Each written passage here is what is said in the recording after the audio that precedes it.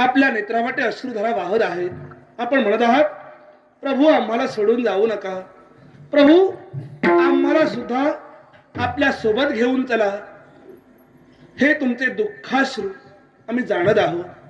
पण प्रत्येक गोष्टीला ज्याप्रमाणे मर्यादा असते त्याप्रमाणेच आमच्या अवताराची मर्यादा आज संपलेली आहे. आणि आज आम्ही पुनश्च वैकुंठ गमन करणार आहोत. पण जाण्यापूर्वी काही हिताच्या महत्वाच्या गोष्टी तुम्हाला सांगून जायच्या आहेत. प्रत्येकाला श्री रामकथा माहीत असणं अत्यंत गरजेचं आहे. तो एक दैवी तत्वाचा भाग आहे म्हणून नव्हे, तर श्री रामकथा प्रत्येकाला माहीत असणं का गरजेचं आहे, कारण या रामकथेतून अनेक गोष्टी शिकण्यासारख्या आहेत. आणि म्हणूनच त्या गोष्टी माणूस म्हणून जीवन जगत असताना जर आपण आचरणात आणल्या असतील तर आपल्या जीवनाचं सुद्धा कल्याण होणार आहे. म्हणूनच ही रामकथा प्रत्येकाला माहीत असणं गरजेचं आहे. मग त्या महत्वाच्या गोष्टी कोणत्या ज्या रामकथेतून आपल्याला शिकता येतील? पहिली गोष्ट, कुठल्याही मुलानं आपल्या आई वडिलांचा अनादर कधीही करायचा नाही. मातृ इच्छा आणि पितृवचनासाठी 14 वर्षाचा वनवास आम्ही भोगिला. पिताश्री, आईला वचन तुम्ही दिलात, कसं पूर्ण करायचं हे तुमचं तुम्ही बघून घ्या, असं आम्ही आमच्या पित्याला कधीही म्हटलं नाही. आनंदानं 14 वर्षाचा वनवास भोगिला, कारण आम्हाला माहित होतं आई वडील आपल्या मुलांचं अहित कधीही करणार नाहीत. आणि म्हणूनच मातृ इच्छेसाठी पितृवचनासाठी 14 वर्षाचा वनवास आम्ही आवडीनं भोगिला. आणि म्हणूनच हाच आदर्श प्रत्येकानं घ्यायचा आहे. आई वडिलांचा अनादर कधीही करू नका. आणि आपल्याला आपल्या जीवनात श्रीरामाप्रमाणे उच्च पद प्राप्त करून घ्यायचं असेल, उत्तम नावलौकिक प्राप्त करून घ्यायचं असेल, तर वनवासासारखा खडतर प्रवास सुद्धा प्रत्येकाला आपल्या जीवनात भोगावा लागतो. हेच ही रामकथा आपल्याला शिकवून जाते. आणि म्हणूनच प्रत्येकानं लक्षात ठेवा, आपल्या आई वडिलांचा नेहमी आदर करा, अनादर कुणीही करू नका. दुसरी महत्वाची गोष्ट, बंधुप्रेम. आमच्या सर्व भ्रात्यांनी बंधुप्रेम कसं श्रेष्ठ आहे हे सिद्ध केलंच. पण भ्राता सौमित्र म्हणजे लक्ष्मण याचं कौतुक धारातीर्थी पडलेल्या रावणानं सुद्धा केलं. रावण लक्ष्मणाला काय म्हणाला, हे लक्ष्मणा, रावण हा जगत जेता, ज्यानं नवग्रहांची पायरी केली, असा विश्वविजेता रावण रामासमवेत युद्ध करताना का हरला? कारण रामासमवेत लक्ष्मणा तुझ्यासारखा भाऊ होता, पण तो रावणाजवळ नव्हता. सुग्रीवासारखा मित्र रावणाच्या आयुष्यात नव्हता. आणि हनुमंतासारखा दास रावणासोबत नव्हता. म्हणून रावण धारातीर्थी पडला. आणि म्हणूनच हा आदर्श या विश्वात प्रत्येक माणसानं घ्यायला हवाय. काहीशा संपत्तीसाठी, काहीशा प्रतिष्ठेसाठी, काहीशा मान सन्मानासाठी दोन बंधूंनी आपापसात कधीही भांडू नका. कारण दोन बंधू ज्यावेळी आपापसात भांडत असतात त्यावेळी त्याचा आनंद आणि त्या गोष्टीचा गैरफायदा तिसरेच लोक घेत असतात. आणि दोन बंधू ज्यावेळी गुण्यागोविंदानं एकत्र आनंदानं राहतात त्यावेळी शत्रू रावणासारखा कितीही बलाढ्य असला तरी त्या बंधूंचं काहीही वाईट करू शकत नाही. त्यामुळे हे रामकथेतून आपल्याला शिकण्यासारखं आहे. काहीशा सन्मानासाठी, प्रतिष्ठेसाठी, थोड्याशा नावासाठी आणि काहीशा संपत्तीसाठी दोन बंधूंनी आपापसात कधीही भांडू नका. हेच ही रामकथा आपल्याला शिकवून जाते. आणि आपल्याला भाऊ जर लक्ष्मणाप्रमाणे हवा असेल तर आधी आपण श्रीरामाप्रमाणे वागणं महत्वाचं आहे. आपण स्वतः रावणाप्रमाणे वागू आणि बंधूची अपेक्षा लक्ष्मणासारखी ठेवू तर ते कधीही साध्य होणार नाही. हे मात्र प्रत्येकाने लक्षात ठेवायला हवंय. तिसरी महत्वाची गोष्ट, नवरा बायकोचं नातं कसं असावं. गर्भवती असताना राघवानं देवी सीतेचा त्याग केला या गोष्टीवर चर्चा करत बसण्यापेक्षा रामाला वनवासी जाताना देवी सीता त्याच्या समवेत होती. पूर्ण समर्पण भाव तिनं अर्पण केला, अनेक दुःख सहन केली. असं नातं असावं नवरा बायकोचं. नवरा बायकोचं नातं हे संसाराच्या जाळ्यात अडकलेलं नसावं, तर ते विश्वाच्या अतूट बंधावर बांधलेलं असावं. त्यामुळे त्या संसारात कधीही क्लेश निर्माण होत नाहीत. आणि देवी सीतेचं नाव आधी, नंतर नाव रामाचं. देवी सीतेचं नाव आधी, आणि ते कोणत्या प्रकारे, तर सीताराम या नावानं आम्ही जगविख्यात झालो. आणि पत्नीचं महत्व या विश्वात आम्ही कायम ठेवलं. हाच आदर्श प्रत्येकानं घ्यायचा आहे. त्यामुळे नवरा बायकोच्या नात्यात संशय कधी नसावा, एकमेकांवर विश्वास असावा. त्या नात्यात कधीही क्लेश निर्माण होणार नाहीत. हेच ही रामकथा आपल्याला शिकवून जाते. आपल्या पश्चात आपल्या मुलांनी आपल्याला असं म्हणता नये की आपल्या आई वडिलांनी आपल्यासाठी काय केलं.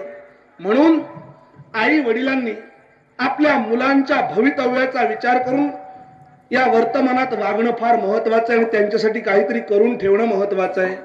हा आदर्श या जगाला देण्यासाठी आम्ही काय केलं, आमचे पुत्र, आमच्या भ्रात्यांचे पुत्र, या सर्वांसाठी अयोध्ये समवेत इतरत्र स्वतंत्र राज्य आम्ही बहाल केलेली आहेत.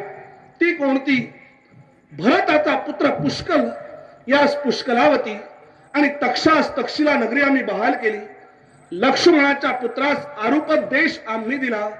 शत्रुघ्नाचा पुत्र सुबाहू यास मधुरा नगरी आणि श्रुतसेनास विदिशा नगरी आम्ही बहाल केली.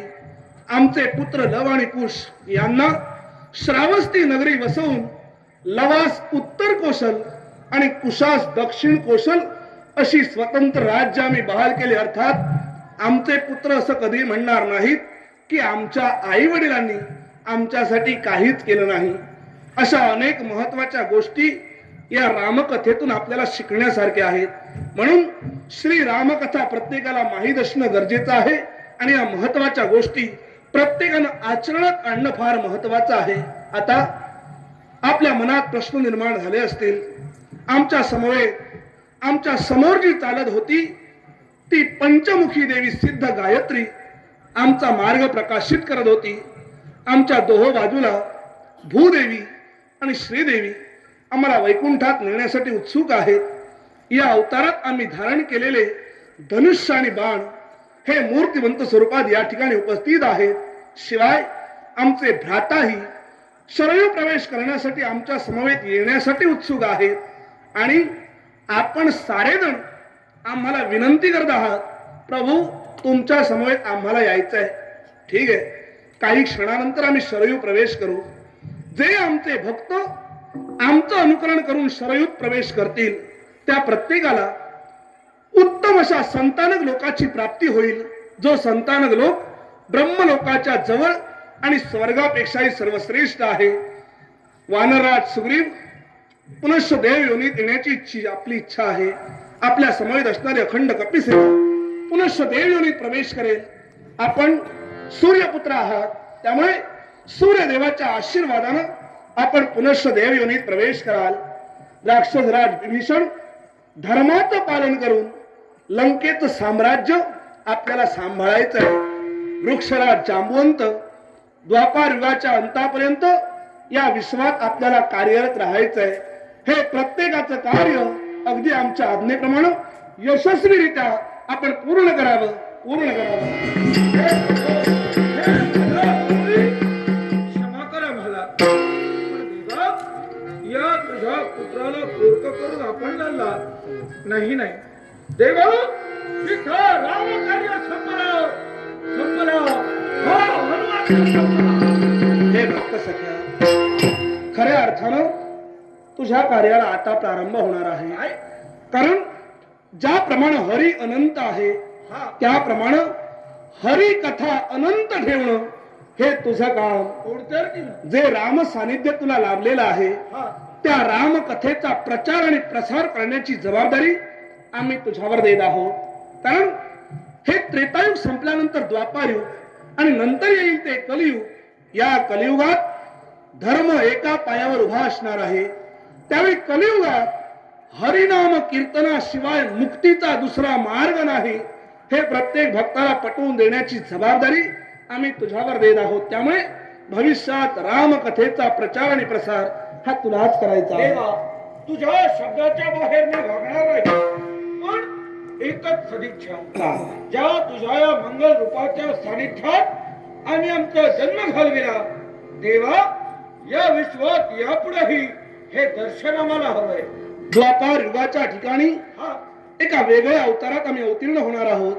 त्यावेळी तुझ्या इच्छेसाठी श्री राम दर्शन द्वापार युगात सुद्धा आम्ही नक्कीच आपल्याला देऊ, नक्कीच आपल्याला देऊ. नाट्यसगो एक दशावतार नाट्यप्रेमी आदरणीय संतोष कालेकर राहणारे कडावल यांच्याकडून श्रीराम या भूमिकेसाठी बहुमोल बक्षीस आलेला आहे. त्यांना आरोग्य संपन्न दीर्घायुष्य लाभू दे असा शुभ आशीर्वाद देऊन आदरणीय नाट्यप्रेमी संतोष कालेकर राहणारे कडावल यांचे मनपूर्वक आभार, मनपूर्वक आभार.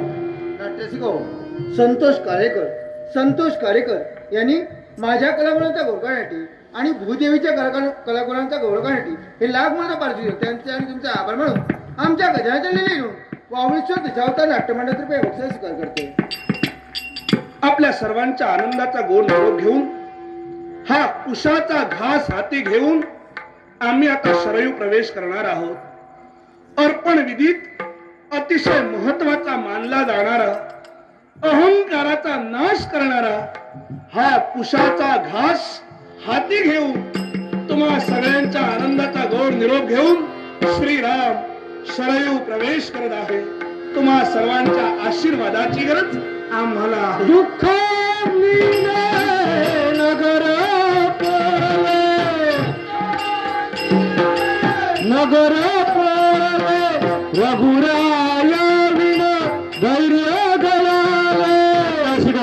अजून नाटक संपले नाही. धैर्य गलाले नयनी आसू हात जुळले, नयनी आसू हात जुळले, अखेरचा प्रणाम प्रणाम. श्रीराम जय राम जय जय राम, श्रीराम जय राम जय जय राम, श्रीराम